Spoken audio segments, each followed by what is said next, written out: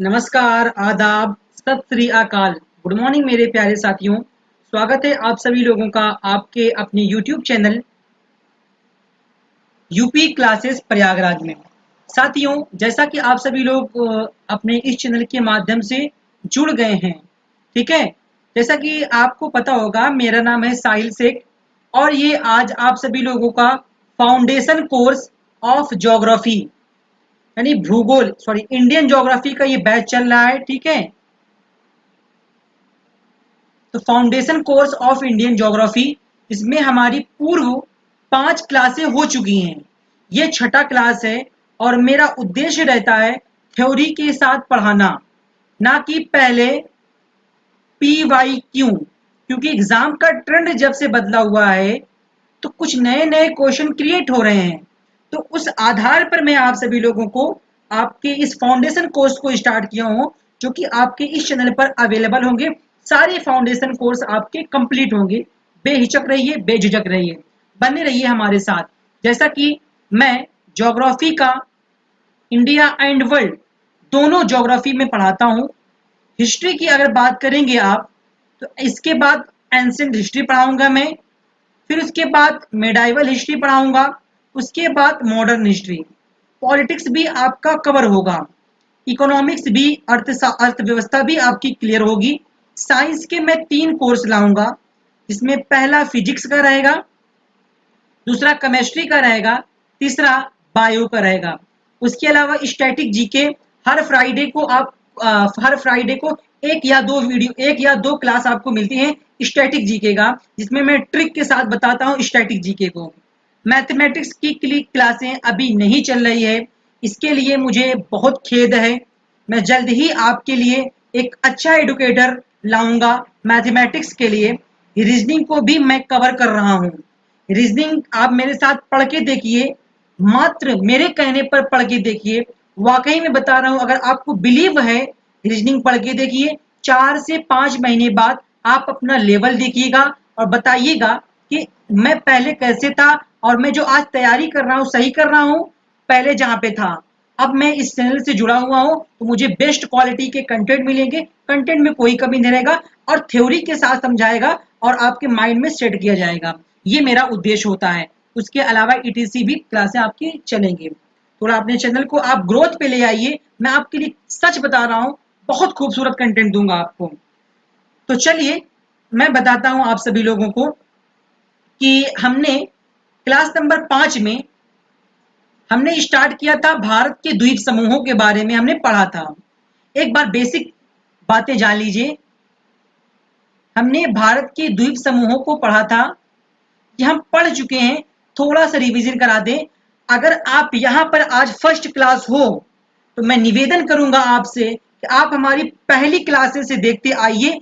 वास्तव में बता रहा हूँ, यहाँ तक पहुँचते पहुँचते आपको आपका लेवल इंक्रीज दिखता नजर आएगा। तो यहाँ से अचानक से आपको नहीं समझ में आएगा, पूर्व क्लासों को देखते आइए। द्वीपों को हमने 2 भागों में बांटा था। पहला अरब सागर में स्थित द्वीप, दूसरा बंगाल की खाड़ी में स्थित द्वीप। अरब के सागर में स्थित द्वीप जो भी था, इसको हमने पूर्व क्लास में हम पढ़ चुके हैं। अरब सागर में स्थित जितने भी द्वीप थे वो हम पढ़ चुके हैं, ठीक है, पूर्व क्लास में। तो इसके लिए आप पूर्व क्लास को हमारे देखें। तो चलिए हम बताते हैं आपको आज हमको पढ़ना क्या है। एक मिनट, पहले मैपिंग के थ्रू मैं आपको लेके चल रहा हूं। ये क्या है?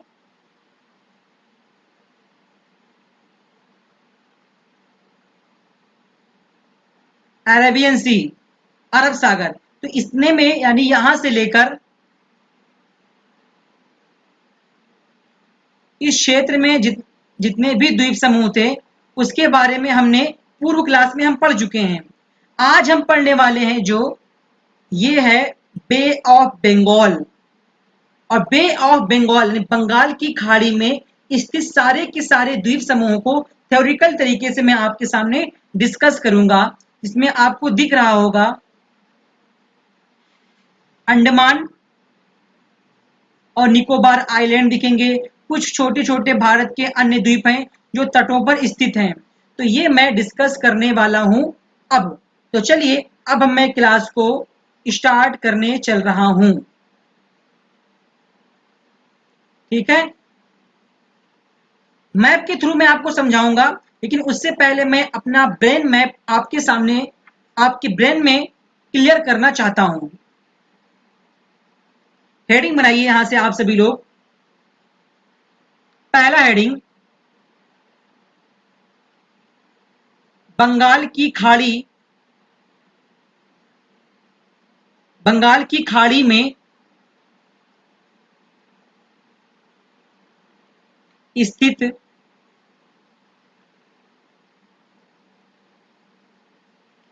ठीक है, बंगाल की खाड़ी में स्थित द्वीप समूह। ये आप सभी लोग हेडिंग बनाइएगा इसको पूरा।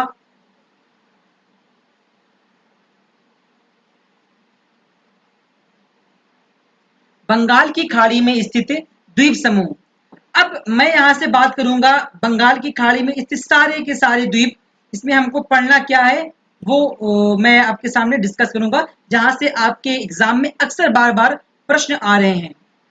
सबसे पहले तो मैं आपको ये बताऊंगा कि बंगाल की खाड़ी जो है ये भारत के पूर्वी तट पर है या पश्चिमी तट पर है। तो मैं कह सकता हूं ये हमारे भारत के पूर्वी तट पर स्थित है। मैं एक बार दिखा दे रहा हूं आपको।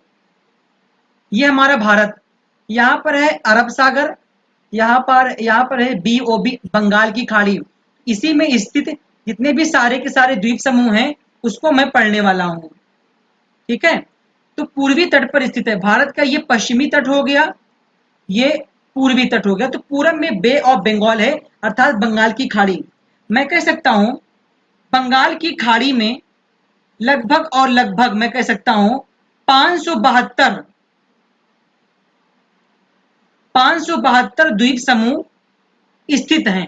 यानी इस बंगाल की खाड़ी में यह कहा गया है कि लगभग बात किया गया है कि 572 द्वीप स्थित हैं। और इन्हीं 72 द्वीपों में से यह बताया गया है कि 36 द्वीपों पर आबादी पाई जाती है। ये बताया गया है हमारे जो भी साइंटिस्ट वगैरह हैं या जो भी गणितज्ञ हैं, जो खोजकर्ता हैं, उनके द्वारा ये बताया गया है कि 572 द्वीपों में से 36 द्वीपों पर आबादी है। ठीक है, 36 द्वीपों पर आबादी है। अब ये यहां तक तो इसका बेसिक स्ट्रक्चर हो गया। अब मैं बात करूं अगर कि बंगाल की खाड़ी है, ठीक है, ये द्वीप समूह, सुनना मेरी बात, कहां से लेकर अक्षांश रेखा के अकॉर्डिंग ये कहां से लेकर किस अक्षांश के मध्य स्थित हैं। तो मैं कह सकता हूं ये द्वीप समूह, अभी मैं आपको बताऊंगा मैपिंग के थ्रू, घबराइए मत, पहले इतना नोट कीजिए। पहले 6 degree 45 minute north, 6 degree 45 minute north से लेकर 14 डिग्री नॉर्थ उत्तरी अक्षांश,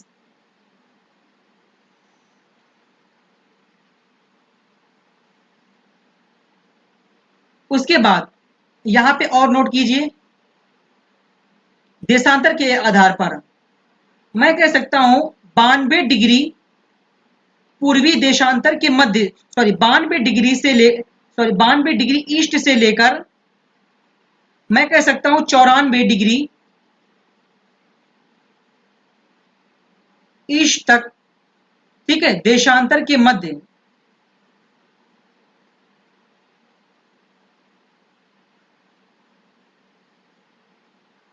स्थित है। यहां से बहुत से लोगों को इसमें कंफ्यूजन हो रहा होगा, ये क्या लिख रहे हैं आप, उत्तरी अक्षांश वगैरह क्या लिख रहे हैं।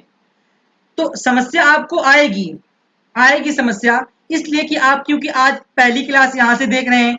मैं पहले ही समझा चुका हूं अक्षांश रेखा क्या होता है, देशांतर रेखा क्या होता है। तो ये हमारी पूर्व क्लासों को देखिए और सब्र रखिए भाई, धैर्य रखिए। मैं कहीं तो जा नहीं रहा हूं, मैं पूर्ण आपको फाउंडेशन कोर्स आपका पूरा क्लियर करके ही जाऊंगा। मैं ये बार बार कोर्स रिपीट होते रहेंगे, चैनल से बड़े बने रहिए बस।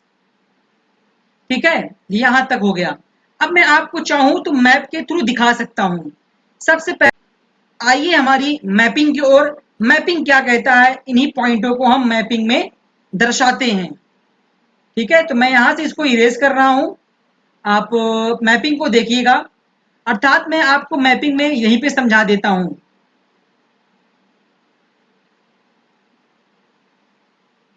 मैं एक भारत का मैप क्रिएट कर रहा हूं।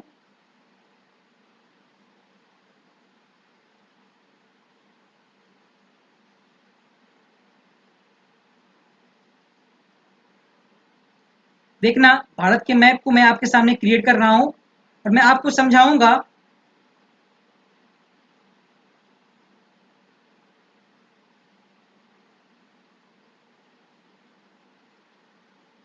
कि ये मैं पढ़ा क्या रहा हूं आपको। ये बता रहा हूं मैं, बंगाल की खाड़ी यहां पर है, बंगाल की खाड़ी ध्यान देना, ये है अरब सागर, इतना पॉइंट ध्यान देना।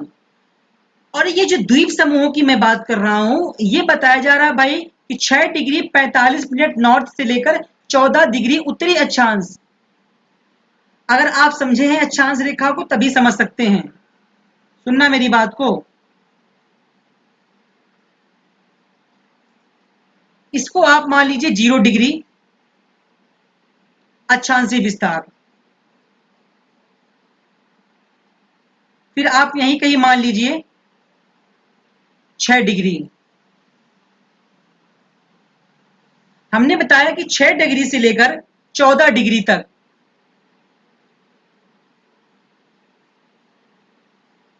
कहीं आप इस प्रकार से मानिए, एग्जैक्ट लोकेशन मैं नहीं दिखा रहा हूं आपको, ठीक है।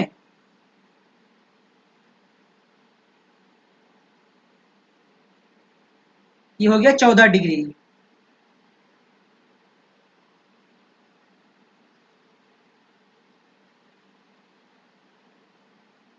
14 डिग्री। और हमने आपको बताया देशांतर रेखा के आधार पर हमने ये बताया कि कहां से कहां तक लगभग, मैं कह सकता हूं 68 यहां पे था, 97 यहां पे था, तो 92 कहीं यहां पर आएगा। ये मैं कैसे कर पा रहा हूं, ये मैं अक्षांशीय एवं रेखांशीय विस्तार, ये पूर्ण माइंड में सेट है, आपको मैं सेट करवा चुका हूं पहले ही क्लास में। ठीक है, इसको आप मानिए 92। 92 डिग्री देशांतर रेखा है भाई, ठीक है। फिर उसके बाद क्या यहाँ पे बताया गया, 94 डिग्री की मध्य। देखना ये क्या हो रहा है, आप सभी लोग सोच रहे होंगे, ये दोनों देशांतर रेखाएं हैं, इसको हम इंग्लिश में बोलते हैं लॉन्गिट्यूड। अब इसी के मध्य में ही स्थित है, ध्यान देना, जिस द्वीप समूह की मैं बात कर रहा हूं,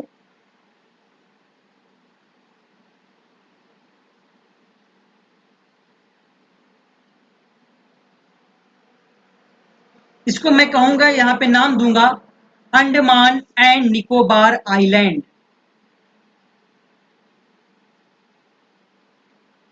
ये ऊपर का पूरा अंडमान हो गया एंड निकोबार आइलैंड। तो इसी द्वीप के बारे में तो मैं पढ़ने वाला हूं आज, और यही था आपका बेसिक स्ट्रक्चर जो मैंने आपको बताया।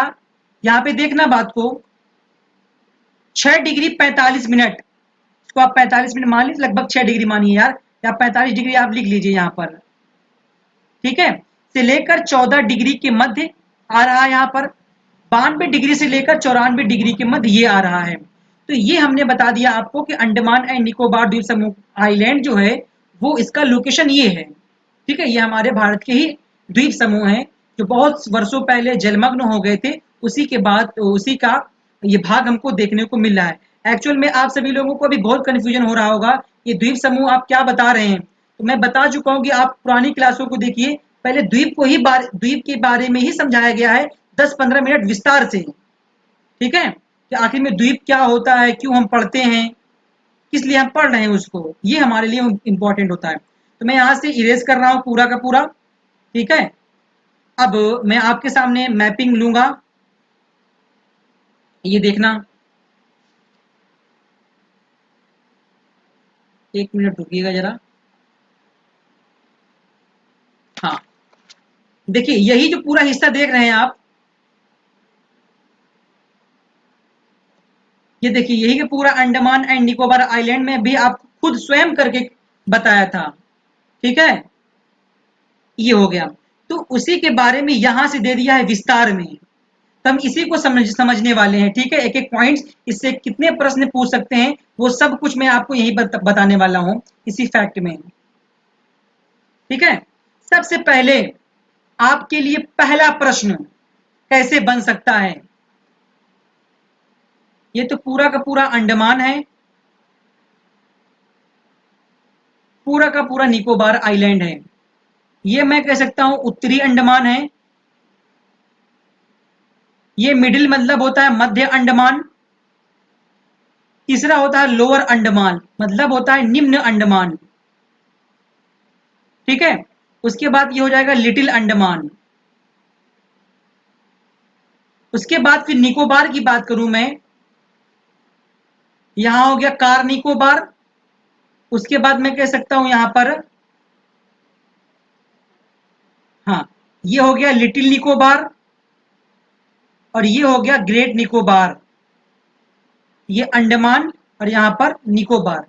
सबसे पहला प्रश्न ये आता है आपके एग्जाम में कि अंडमान एंड निकोबार आइलैंड, ध्यान से सुनना, अंडमान और निकोबार द्वीप समूह को अलग करने वाली या दो भाग बराबर भागों में डिवाइड करने वाली या इन दोनों के मध्य से गुजरने वाली अक्षांश रेखा को क्या कहते हैं। देखना,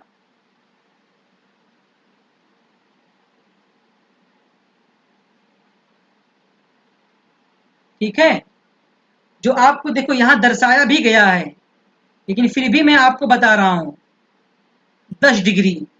ठीक है, तो यही जो अंडमान निकोबार आइलैंड है इसको यहां पे दर्शा दिया गया है। ये देखिए, तो अगर आपसे प्रश्न पूछा कभी कि अंडमान एंड निकोबार आइलैंड द्वीप समूहों को जो दो बराबर भागों में बांटता है या उससे गुजरने वाली जो लाइन है दो बीचों बीच से, उसको बोलते हैं हम 10 डिग्री नॉर्थ, अर्थात इसको बोलते हैं उत्तरी अक्षांश। क्योंकि ये सारी की सारी जो लाइनें हैं, अक्षांश रेखा, ये मैं समझा चुका हूं, मैं कई बार बोल रहा हूं।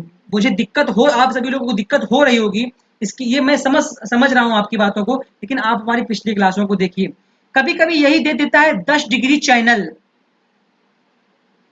आपसे ये भी प्रश्न पूछ सकता है 10 डिग्री चैनल, तो ये अंडमान निकोबार आइलैंड से ही अलग होती है। ये यहां तक तो इंपॉर्टेंट बात ये हो गया। उसके बाद मैं बात करूं कि इस द्वीप समूह की कुछ पर्वत चोटियों में, इस द्वीप समूह की कुछ पर्वत चोटियां हैं। ठीक है, तो वो मैं आपको बता रहा हूं, यहीं पर देखिए मैं आपको दिखा दे रहा हूं पूरा का पूरा। ठीक है, देखना मेरी बात को, यहाँ पे मैं एक एक पॉइंट को अब नोट कर रहा हूं आपके सामने। ठीक है, लिखिए, इस द्वीप समूह की मुख्य पर्वत चोटियों में कुछ ऐसे हैं जो चोटियां पाई जाती हैं। ठीक है, चोटियां, इस द्वीप में कुछ पर्वत चोटियां पाई जाती हैं। पर्वत चोटियों का मतलब समझ रहे हैं आप। देखिए, यूं इस प्रकार से पर्वत,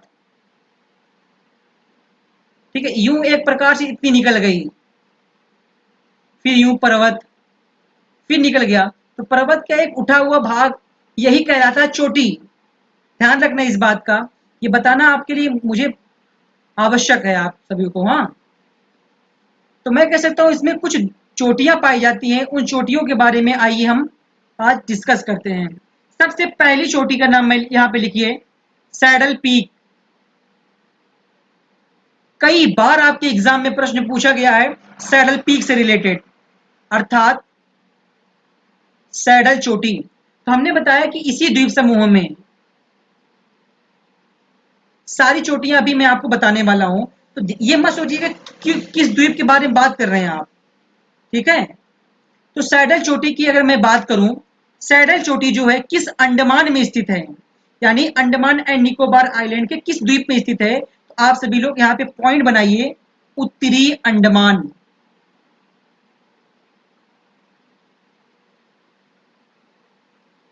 यहां पर, ठीक है, तो आप सभी लोग इस प्रकार से बना लीजिएगा। यहाँ पे ये देखिए इस प्रकार से बना लीजिए। यहाँ पर क्या है, सैडल चोटी है, सैडल पीक। आपको दिखा कि सैड आपसे अगर पूछेगा कि सैडल चोटी जो है ये किस अंडमान में पड़ता है, ये देखना आप, ये उत्तरी अंडमान है, इसी में पड़ता है सैडल चोटी, राइट। अब इंपॉर्टेंट ये आ जाता है कि इसको हम नापते किस में, क्या इसकी ऊंचाई को हम किलोमीटर में नापते हैं? बिल्कुल नहीं, किलोमीटर में नहीं नापते हम। इसकी ऊंचाई आप देखिए, मैं कह सकता हूं 732 मीटर। हाँ, मीटर कह रहे हैं आप? जी बिल्कुल, हाँ, मीटर में ही हम गणना करते हैं। और कहां से?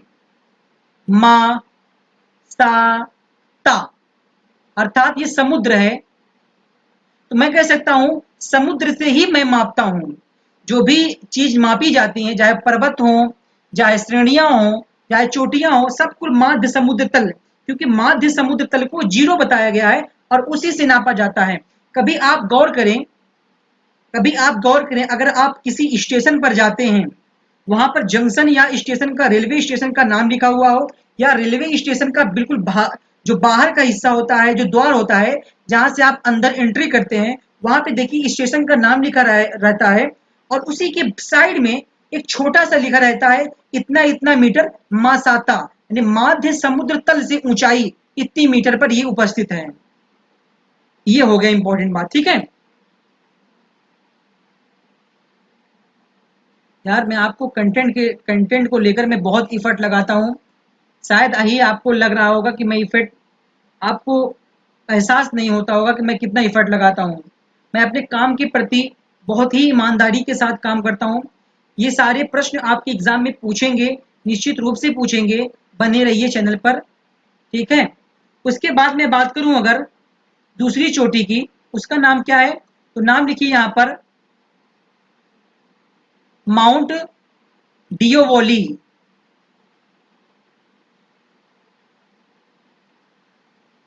माउंट डियोवोली किस अंडमान में स्थित है? मैं कह सकता हूं मध्य अंडमान। इसकी ऊंचाई कितनी मीटर है? मैं कह सकता हूं 515 मीटर। अब ये मध्य अंडमान है कहां पे? ये देखिए मिडिल अंडमान, तो यहीं पर स्थित है। मैं कह सकता हूं इसी के आसपास में। इसको मैं बोल सकता हूं माउंट डियोवोली।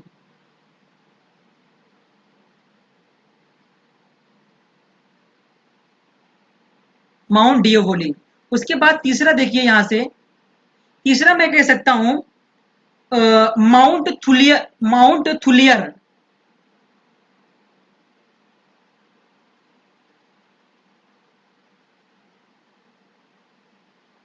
माउंट थुलियर ये किस अंडमान में स्थित है? मैं कह सकता हूं ये ग्रेट निकोबार में स्थित है। अब ग्रेट निकोबार कहां पे? ये देखिए, ये ग्रेट निकोबार पर यहीं पर स्थित है। इसका नाम मैं क्या कह सकता हूं? माउंट थुलियट।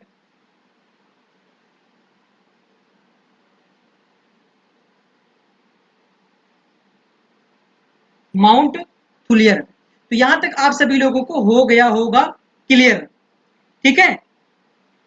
अब ये तो हमने आपको बता दिया। हमने आपको शुरू में एक पॉइंट बताया था कि जो अंडमान और निकोबार द्वीप समूह स्थित है, इसका लोकेशन बताया था हमने आपको। तो मैं यही कह सकता हूं, ये जो ग्रेट निकोबार आप देख रहे हैं, ग्रेट निकोबार, यहीं पर भारत का दक्षिणतम बिंदु, ध्यान देना, ये मैं आपको पढ़ाया हूं कि भारत की मुख्य भूमि का दक्षिणतम बिंदु क्या है। डिफरेंस समझना यहां पर, वो है कन्याकुमारी, लगभग 8 डिग्री 4 मिनट नॉर्थ। अगर आपसे पूछे भारत का दक्षिणतम बिंदु, भाई मुख्य भूमि का मतलब हुआ यहां से भारत की मुख्य भूमि का दक्षिणतम बिंदु, अर्थात ये जो भूमि से सटा हुआ है। भारत का दक्षिणतम बिंदु पूछे तो ये ग्रेट निकोबार में ही स्थित है। इसको हम बोलते हैं 6 degree 45 minute north. I hope कि यहां तक आप सभी लोगों को क्लियर हो गया होगा, ठीक है। उसके बाद अगर मैं बात करूं, यहां तक तो आपको कोई प्रॉब्लम, कोई दिक्कतें आपको क्रिएट नहीं हुई होगी, राइट। एक मिनट रुकिएगा जरा, थोड़ा सा। जी मैं आपसे बात करता हूँ।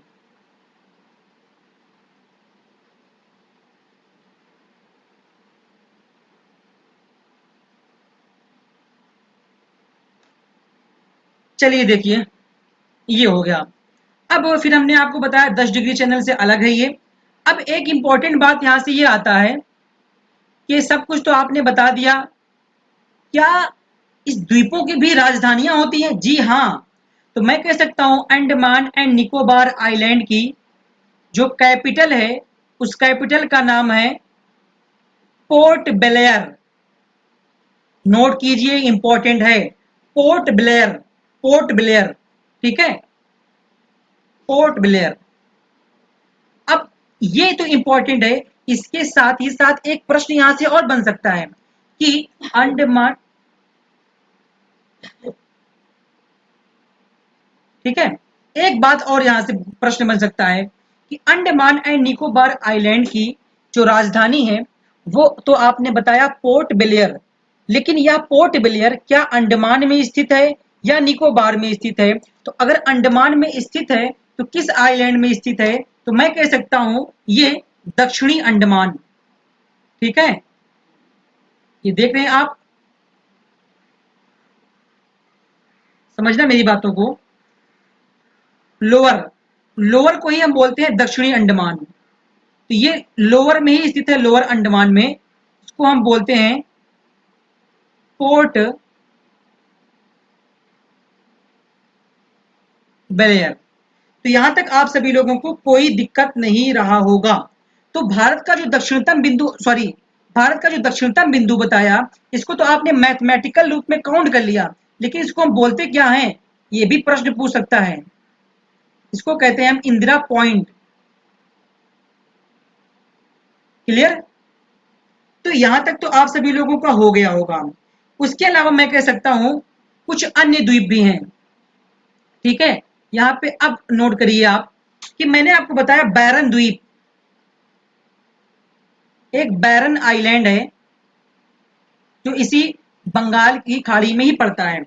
तो मैं कह सकता हूं ये जो बैरन द्वीप आप देख रहे हैं, ये भारत का ही नहीं, ये एक प्रकार से मैं कह सकता हूं सक्रिय ज्वालामुखी है।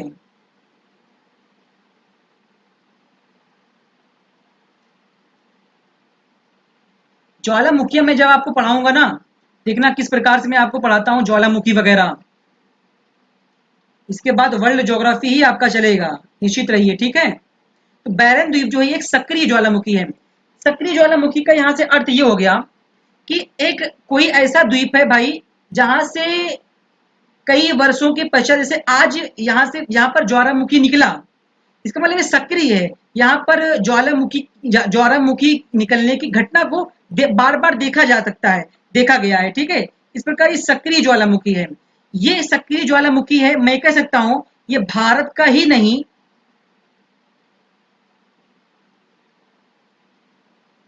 भारत का ही नहीं बल्कि दक्षिण एशिया का, सुनना मेरी बात,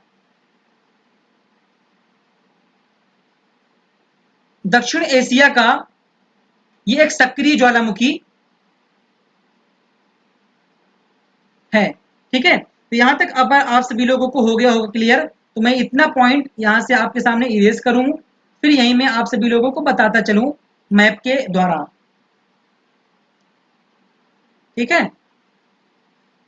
चलिए अब हम बताते हैं आपको। उसके बाद कुछ पॉइंट्स और रह गए हैं जो कि इंपॉर्टेंट है, पूछ सकता है प्रश्न में। उसके अलावा मैं बता रहा हूं आपको लैंडफॉल द्वीप, ये अंडमान एंड निकोबार द्वीप समूह में सबसे उत्तरी द्वीप है, ठीक है। यहाँ पे नोट कर लीजिए एक और, लैंड फॉल द्वीप। सबसे पहली बात तो भाई ये लैंडफॉल द्वीप तो आप बता रहे हैं, ये कहां पर स्थित है? मैं कह सकता हूं कि अंडमान एंड निकोबार द्वीप समूह का ये एक द्वीप है जो कहां पर स्थित है? मैं कह सकता हूं उत्तरी अंडमान में, उत्तरी अंडमान में। ये देखिए उत्तरी अंडमान देख रहे हैं आप, कहीं यही मान लीजिए यहीं पर स्थित है लैंडफॉल, ठीक है, लैंडफॉल द्वीप। तो आशा है कि आप सभी लोगों को यहां तक कोई दिक्कत नहीं रही होगी। तो अब यहां से तो पूरा का पूरा ये देखिए, अब मैं करूंगा इरेज और आप सभी लोगों को बताना है कुछ प्रश्न मैं आपको एंड में दूंगा, वीडियो के एंड में, क्लास के एंड में। अब समझिए, यहाँ पे नोट बनाइए आप सभी लोग कि ठीक है, यहां तक तो मैंने आपको बता ही दिया। हाँ, एक इंपॉर्टेंट बात यहाँ पे नोट कीजिए, निकोबार द्वीप समूह जो आप देख रहे हैं, द्वीप समूह, ठीक है, निकोबार द्वीप समूह की हाईएस्ट पीक आपने नहीं बताया। हाईएस्ट पीक मतलब होता है सर्वोच्च चोटी। तो मैं कह सकता हूं निकोबार आइलैंड, इसमें बात हो रही है। ये 3 आइलैंड पड़ते हैं मोस्टली, जो बड़े बड़े आइलैंड हैं, इसमें कार निकोबार, और मैं कह सकता हूं यहाँ पे little Nicobar and great Nicobar. ठीक है, तो निकोबार आइलैंड की सबसे जो हाईएस्ट पीक है, जो जो सर्वोच्च चोटी है, उसका नाम है माउंट थुलियर।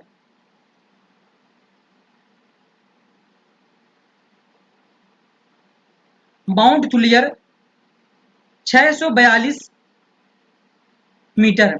ये किस निकोबार में स्थित है? तो मैं कैसे बता रहा हूं आपको, ये देखिए, हमने आपको बताया था माउंट थुलियर यहाँ पे। तो ये निकोबार आइलैंड का सबसे बड़ा द्वीप है, इसको बोलते हैं हम माउंट थुलियर। Important, 642 metre. यहां तक आप सभी लोगों को हो गया होगा क्लियर। अब मैं बात करता हूं, इसमें मैं आप सभी लोगों को एक मैप लूंगा भारत का, और मैं उसमें समझाने का पूरा प्रयास करता हूं। यहीं पर समझा दिया जाए आपको कि हाँ, यहीं पर समझाया जाए तो अच्छा ही रहेगा ज़्यादा, लेकिन सोच रहा हूँ मैं आपको यहाँ समझाता हूँ मैं आपको, ठीक है, यहीं पर समझा देता हूँ। जगह की थोड़ी सी कमी पड़ रही है, बट हाँ, चलिए मैं आपको यही समझा दे रहा हूँ। एक हेडिंग बनाइए आप सभी लोग, बंगाल की खाड़ी में स्थित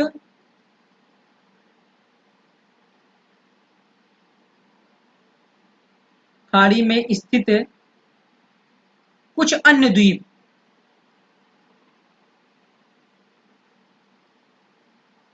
हेडिंग बनाइएगा आप सभी लोग।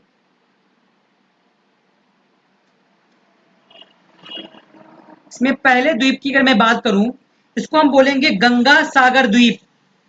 अब देखना, जितने भी मैं द्वीप समूह पढ़ाऊंगा आपको, वो सारे के सारे भारत के तट पर ही मिलेंगे।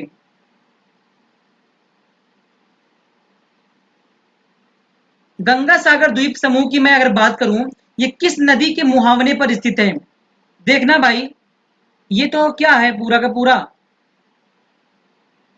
ये वेस्ट बंगाल है। तो मैं कह सकता हूं वेस्ट बंगाल में कहीं हुगली नदी है, ठीक है, हुगली नदी है। तो मैं कह सकता हूं कि यह हुगली नदी के मुहावने पर स्थित है गंगा सागर द्वीप।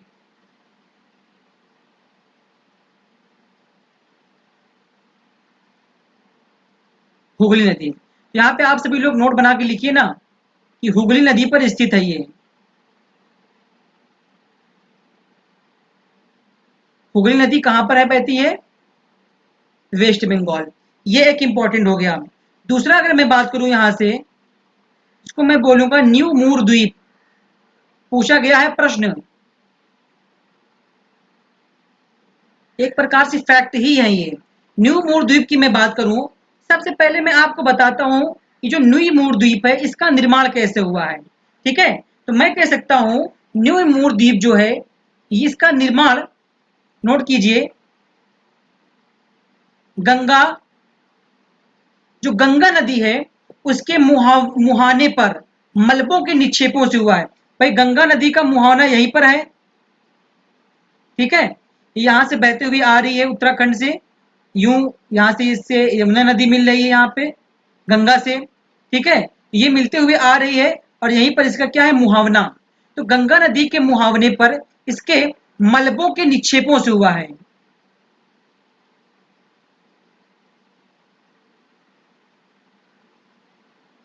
मलबों के निक्षेपों से हुआ है। निक्षेप मतलब समझ रहे हैं आप?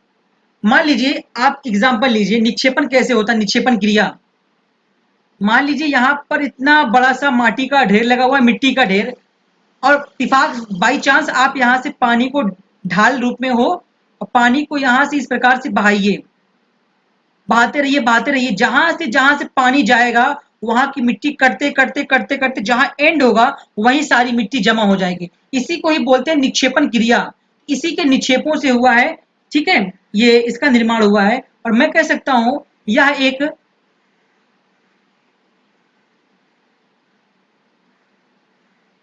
एक नवीन द्वीप है। एक मिनट रुकिएगा जरा। यह एक क्या है? एक नवीन द्वीप है। यहां तक आप सभी लोगों को हो गया होगा क्लियर। अब मैं बात करूं एक अन्य द्वीप की।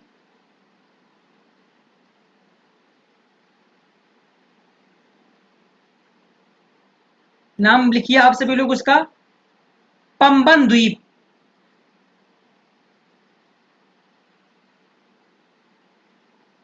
ठीक है, तो गंगा नदी के मलबों के निक्षेपों से हुआ है, गंगा नदी से ही इसका भी निर्माण हुआ है, न्यूमूर द्वीप। ठीक है, उसके बाद में अगर बात करूं पंबन द्वीप, पंबन द्वीप जो है ये किस खाड़ी में स्थित है? मैं कह सकता हूं मन्नार की खाड़ी। अब मन्नार की खाड़ी कहां पर है? तो जो न्यूमूर आइलैंड है, न्यूमूर द्वीप जो है ये कहां पर स्थित है? तो मन्नार की खाड़ी, अर्थात ये देखो पूरा का पूरा ये मन्नार की खाड़ी है, यहाँ पर है बंगाल की खाड़ी। मन्नार की खाड़ी और बंगाल की खाड़ी को जो जलसंधि जोड़ती है उसको बोलते हैं, उसको हम क्या नाम देते हैं बता सकते हैं आप? पाक।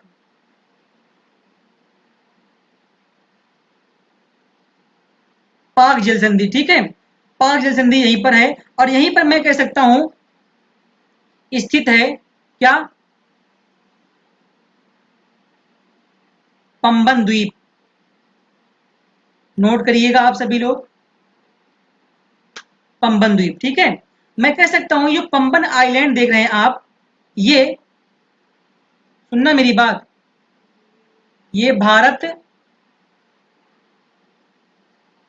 श्रीलंका को आपस में कनेक्ट करता है। ठीक है, उसके अलावा मैं कह सकता हूं इसे इसे किस अन्य नाम से भी जानते हैं? तो मैं कह सकता हूं इस द्वीप को, ठीक है, रामेश्वरम द्वीप के नाम से भी जानते हैं हम।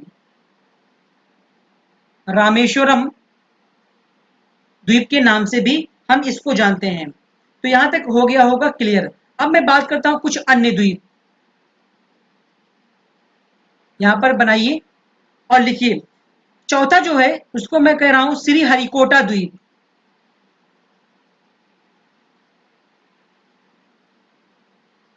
श्री हरिकोटा द्वीप, श्री हरिकोटा द्वीप जो है मैं कह सकता हूं आंध्र प्रदेश के तट पर, ये है आंध्र प्रदेश, और आंध्र प्रदेश के कहीं यही तट पर जो द्वीप की बात मैं कर रहा हूं श्री हरिकोटा, तो यहां पे लिखिए ये कहां पर है? आंध्र प्रदेश, आंध्र प्रदेश के तट पर। ये देखना ये तट ही तो है, तो तट पर ही स्थित है क्या? श्री हरिकोटा आइलैंड अर्थात श्री हरिकोटा द्वीप। मैं कह सकता हूं कि यहां पर इसी हरिकोटा द्वीप में हमारे भारत का एक संस्थान स्थित है जिसको हम बोलते हैं इसरो। इसरो की मैं बात करूं, इंडियन स्पेस, ठीक है, रिसर्च ऑर्गेनाइजेशन, इसको हम हिंदी में नाम देते हैं भारतीय अंतरिक्ष अनुसंधान संस्थान। भारतीय अंतरिक्ष, भारतीय अंतरिक्ष अनुसंधान का मतलब होता है खोज, अनुसंधान संस्थान। तो यहां तक आप सभी लोगों को हो गया होगा क्लियर। ये क्या है? ये उपग्रहों के लिए एक हमारे अंतरिक्ष से रिलेटेड एक यान है, मतलब यहां से रिसर्च किया जाता है इसके द्वारा, ठीक है, इसरो के द्वारा, अर्थात इंडियन मतलब कि इंडियन स्पेस रिसर्च ऑर्गेनाइजेशन के द्वारा।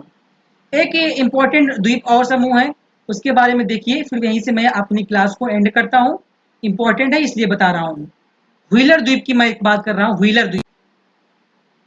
ठीक है, अब देखिए यहां की मैं अगर बात करूं, हमने आपको बताया व्हीलर द्वीप। देखिए, ये देखिए, हमने आपको बताया जो व्हीलर द्वीप आप देख रहे हैं,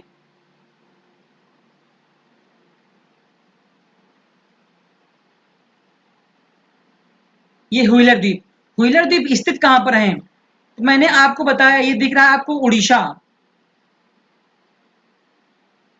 तो उड़ीसा के ही तट पर स्थित है क्या? Wheeler island. ये हमने आपको बताया व्हीलर द्वीप। अब व्हीलर द्वीप उड़ीसा के तट पर स्थित है और ब्राह्मणी नदी के तट पर स्थित है। हमने बताया ये जो व्हीलर द्वीप देख रहे हैं, ये यहाँ पर ये व्हीलर द्वीप जो है, ये हमेशा हमेशा हमेशा और हमेशा करंट में रहती है, करंट की घटना में रहती है, चर्चे में रहती है। ठीक है, इसलिए क्योंकि यहाँ पर मिसाइल की टेस्टिंग जब भी होती है तो यह द्वीप चर्चे में आती है, क्योंकि इसी द्वीप में ही इस मिसाइल टेस्टिंग की चर्चा होती है।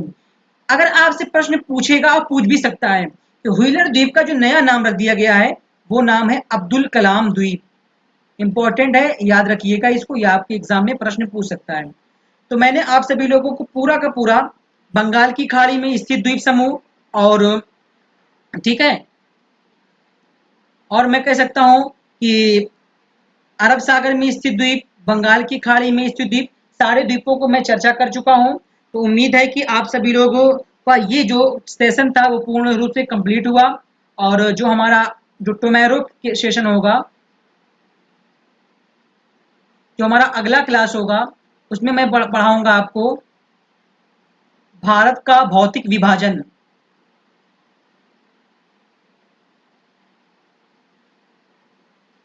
इसमें मैं भारत को लूंगा। ठीक है, और भारत को मैं इस प्रकार से डिवाइड करूंगा, देखना मेरी बातों को समझना। एक बार बता दे रहा हूँ शॉर्ट फॉर्म में, कि उत्तर में बांटूंगा इसको, उत्तर में हिमालय पर्वत श्रृंखला में बांटूंगा, मध्य में जो हमारे मैदान हैं, और जो यहाँ पर जो पठार वगैरह हैं, और प्रायद्वीपीय भारत को इस प्रकार से मैं पढ़ूंगा। कल की क्लास में आपको बहुत मजा आने वाला है, बने रहिए अपने चैनल से।